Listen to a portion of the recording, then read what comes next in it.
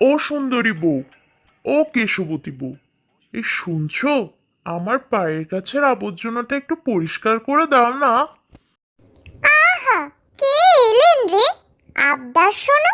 আমাকে কি বড় বউয়ের মতো বোকা পেয়েছো? উপকার করলে আমি তোমায় উপহার দেব।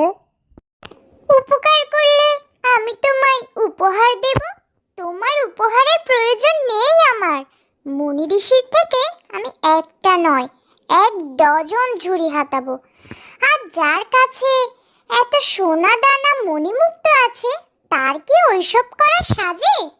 এই, সাবধান করে দিচ্ছি বুড়ো গাছ। শুভ কাজে যাওয়ার সময় আর পিছু ডেকো না।